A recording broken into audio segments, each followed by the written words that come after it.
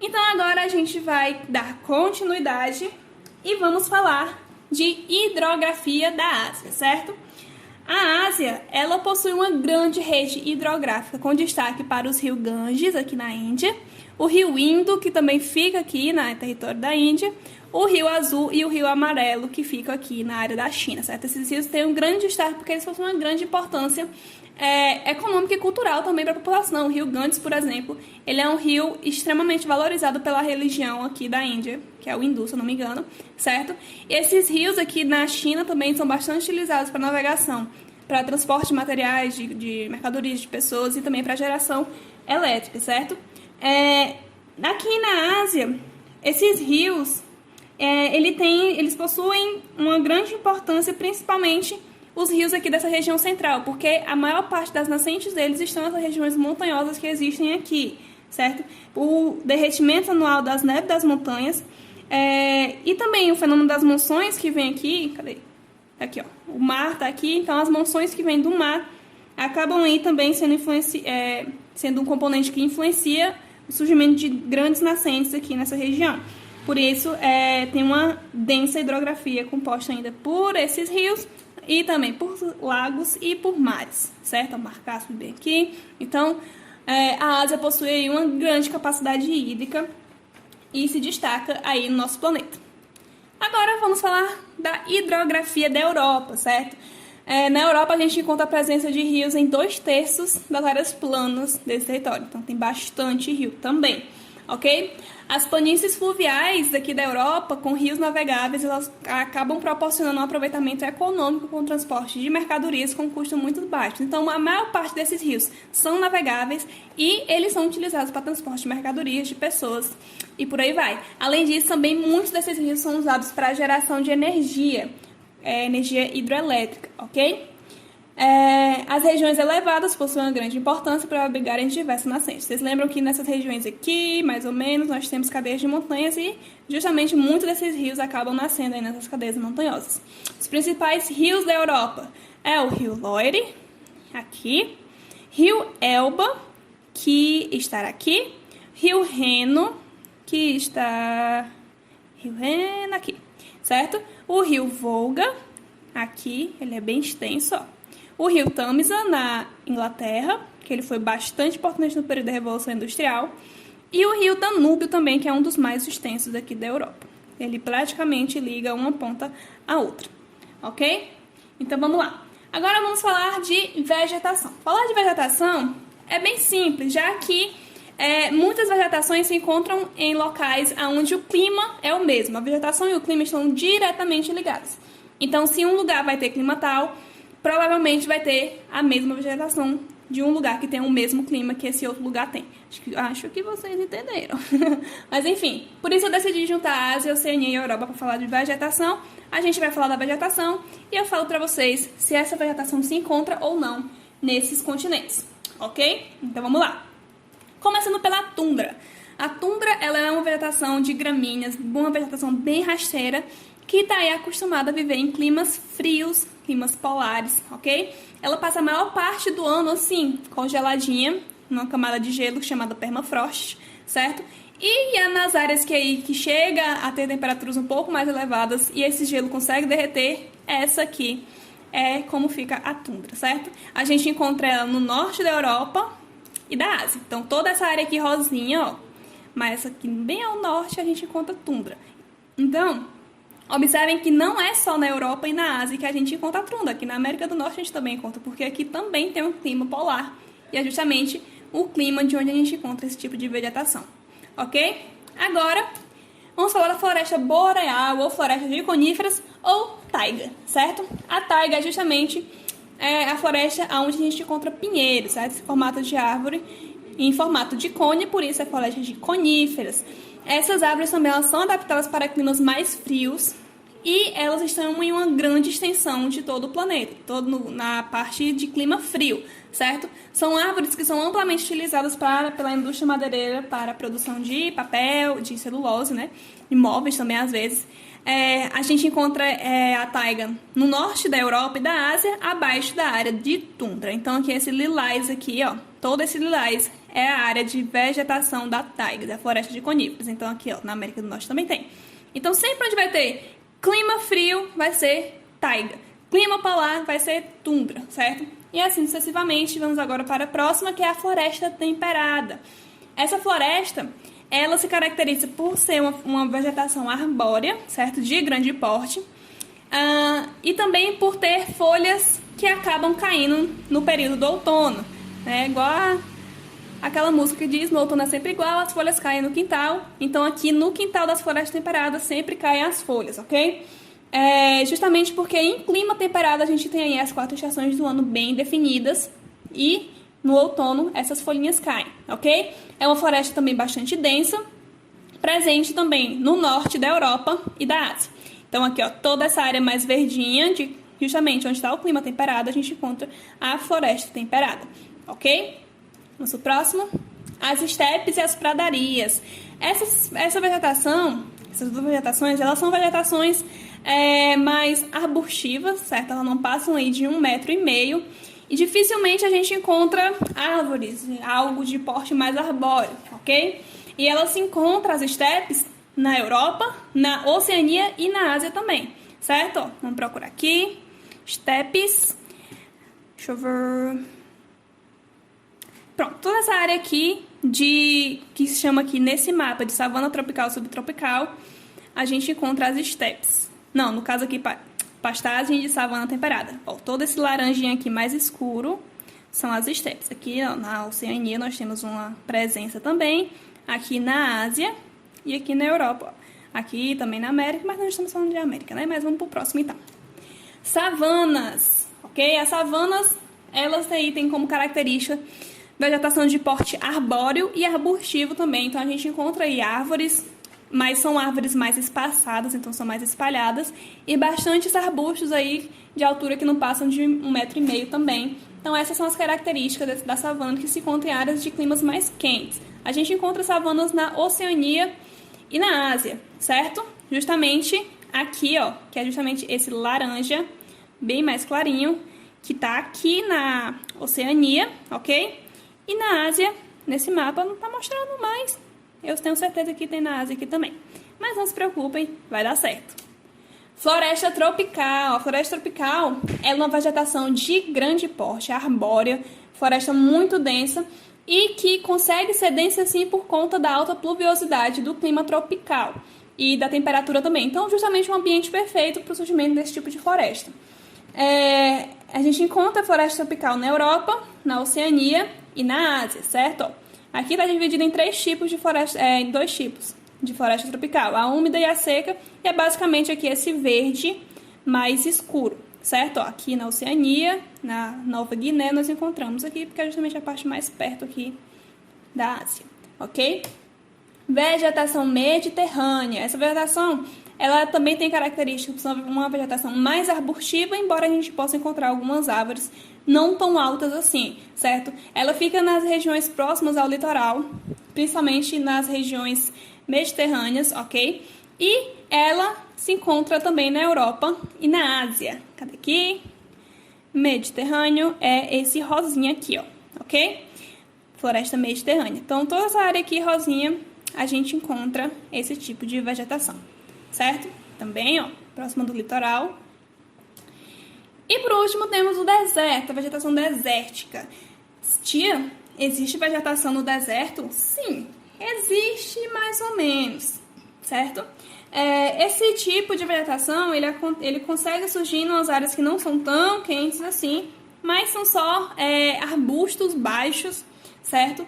Podem aparecer alguns cactos aí, mas nada muito expressivo, ok?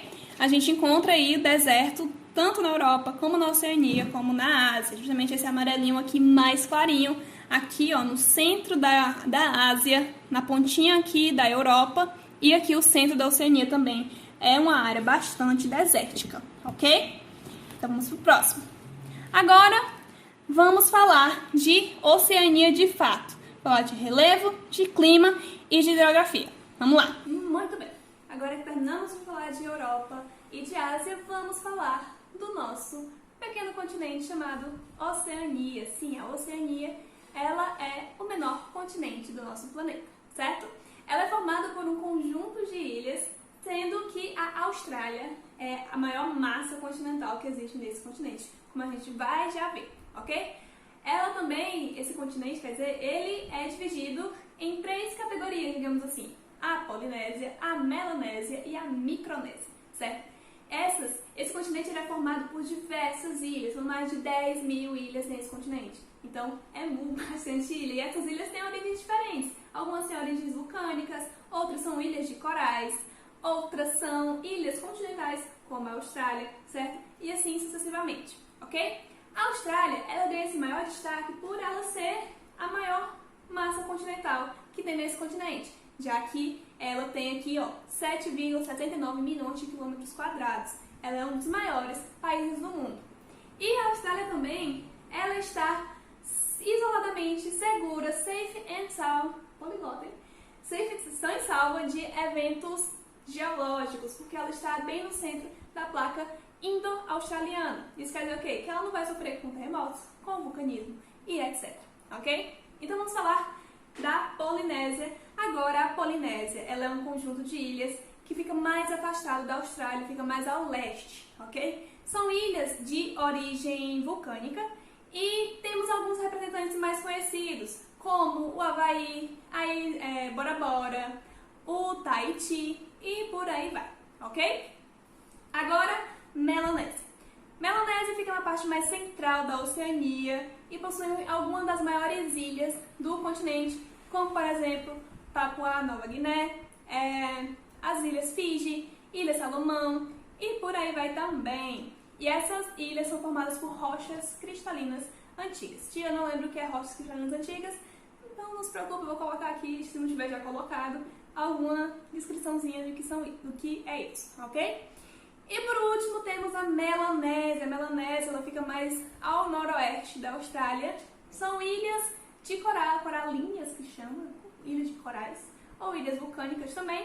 E se destacam aí, por exemplo, a Ilha das Carolinas, Palau, as Ilhas Marianas também, vocês já devem ter visto lá, ok? Enfim, agora que já demos essa pequena introduzida na Oceania, vamos falar de relevo, de clima, vegetação e tudo mais que a geografia tem direito. Vamos lá! A Oceania, vamos começar pelo relevo da Oceania.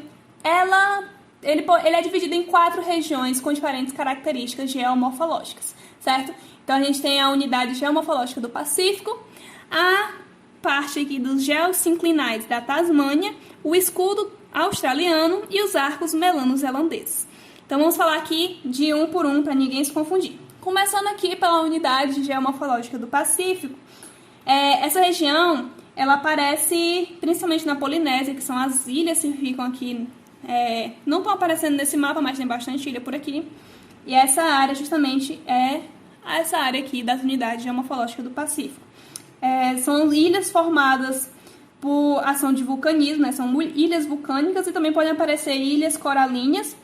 E ficam numa região assísmica. O que isso quer dizer? Não tem grande atividade sísmica nessa região aqui, ok?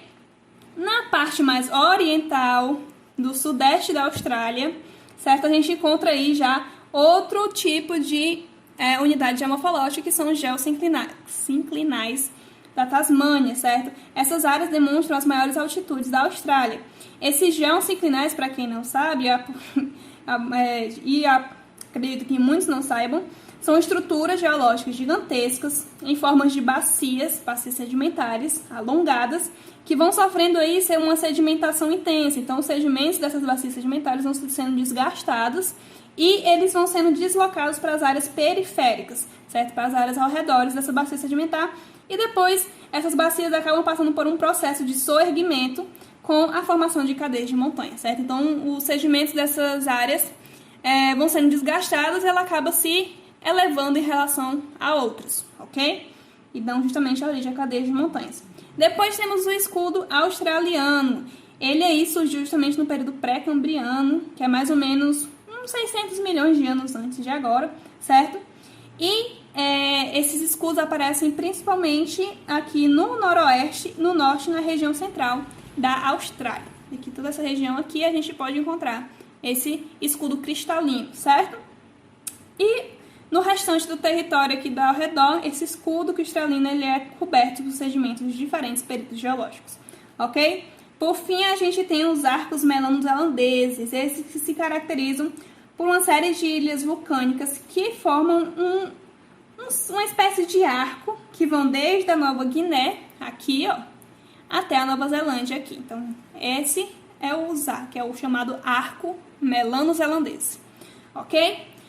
Vamos para o próximo, então. Vamos falar de clima na Oceania. A gente já falou de clima da Europa e da Ásia. Alguns climas que acontecem lá também acontecem aqui, então eu vou falar só algumas características. Lembrando, a Oceania ela é composta pela Austrália por diversas ilhas. Então, a gente tem a parte continental e a parte insular, certo? Nessa parte insular, que são as ilhas, que ficam localizadas acima do Trópico de Capricórnio, que nesse mapa aqui não está mostrando, mas acredito que o Trópico de Capricórnio esteja por aqui.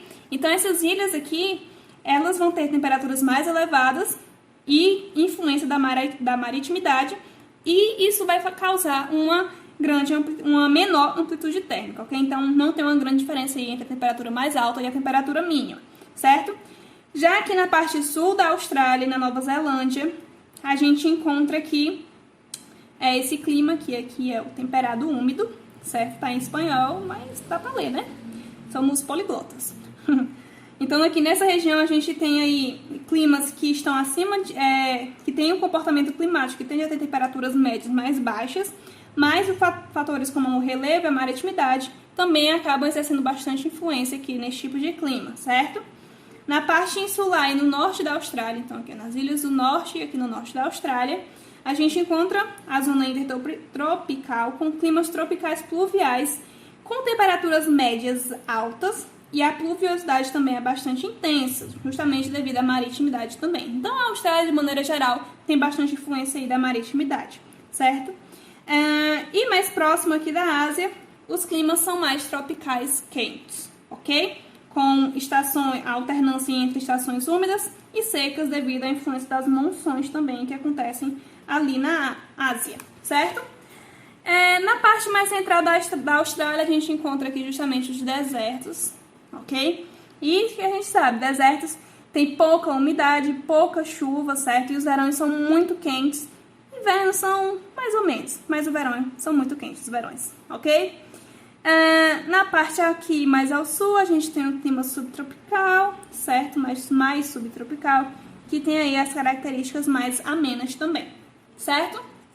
Agora, para finalizar, vamos falar de hidrografia da Oceania, certo? A hidrografia da Oceania ela é pobre se comparada com a dos outros continentes. Isso porque a grande maioria desses continentes são ilhas e essas ilhas não têm extensão suficiente para a formação de rios com grande capacidade de navegação ou produção hidrelétrica. Então, os rios que ainda existem na Oceania estão aqui na Oceania, na Austrália, certo? Esses rios, apesar de eles não serem tão extensos, eles cumprem uma importante função de abastecimento de água para os seres humanos dessa região. Tanto para abastecimento digamos assim, lavar roupa, louça, essas coisas, como também para a agricultura, ok? Então aqui esses rios, pode ser que alguns sejam até navegáveis e sejam usados para transporte de mercadorias e pessoas, mas essa não é uma das características principais desses tipos de rio, ok? É isso aí, pessoal. Terminamos por aqui hoje o capítulo, mas não terminamos ele ainda, lembrando, só começamos, ok? Minha missão acabou por aqui hoje, mas vocês continuem em casa aí. Vamos lá, todo mundo vai resolver uma linda atividade, bonitinha, corretinha. Se tiver dúvida, vai pesquisar no livro, não é mesmo? Vamos lá.